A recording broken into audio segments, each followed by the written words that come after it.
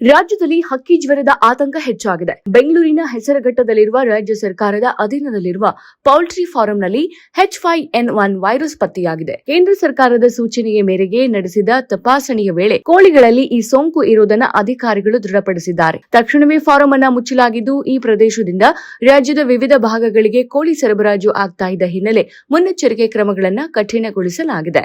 Avian influence ಎಂದು ಕರೆಯಲ್ಪಡುವ bird flu virus ಸೋಂಕು ಆಗಿದ್ದು, ಅದು ಪಕ್ಷಿಗಳಿಗೆ ಮಾತ್ರವಲ್ಲ, ಮನುಷ್ಯರು ಮತ್ತು ಇತರ ಪ್ರಾಣಿಗಳಲ್ಲಿಯೂ ಕಂಡುಬರುತ್ತೆ.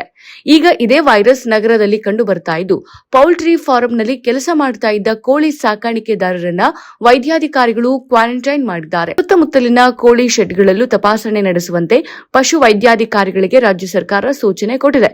ಗ್ರಾಮ ಪಂಚಾಯಿತಿ ಮಟ್ಟದಲ್ಲೂ ಎಚ್ಚರಿಕಾ ನೋಟಿಸ್ ನೀಡಲಾಗಿದೆ. ಕೋಳಿ ಸಾಕಾಣಿಕೆ ಕೇಂದ್ರಗಳು ಹಾಗೂ ಕೋಳಿ ಅಂಗಡಿಗಳಲ್ಲಿ ವಿಶೇಷ ಪರಿಶೀಲನೆ ನಡೀತಾ ಇದೆ. ಬಿಸಿಲಿನ ತಾಪಮಾನ ಹೆಚ್ಚೋದ್ರಿಂದ ಈ ವೈರಸ್ ಹರಡುವ ಸಾಧ್ಯತೆ ಹೆಚ್ಚಿದೆ ಅಂತ ವೈದ್ಯರು ತಿಳಿಸಿದ್ದಾರೆ. ಇನ್ನು ಇದು ಮನುಷ್ಯರಿಗೂ ಹರಡಬಹುದಾದ್ರಿಂದ ಸಾರ್ವಜನಿಕರು ಸ್ವಚ್ಛತೆಗೆ ಹೆಚ್ಚಿನ ಮಹತ್ವ ನೀಡಬೇಕು. ಸೋಂಕಿತ ಹಕ್ಕಿಗಳನ್ನ ಸ್ಪರ್ಶಿಸಬಾರದು. ಆಹಾರವನ್ನ ಚೆನ್ನಾಗಿ ಬೇಯಿಸಿ ಸೇವಿಸಬೇಕು. ಹಸಿ ಮೊಟ್ಟೆ ಮತ್ತು ಸರಿಯಾಗಿ ಬೇಯಿಸದ ಮಾಂಸವನ್ನ ತಿನ್ನಬಾರದು. ಕೈಗಳನ್ನು ನಿಯಮಿತವಾಗಿ ತೊಳೆಯೋದು ಹಾಗೂ ಸ್ಯಾನಿಟೈಸರ್ ಬಳಕೆ ಮಾಡೋದು ಸುರಕ್ಷಿತ ಕ್ರಮಗಳಾಗಿದೆ.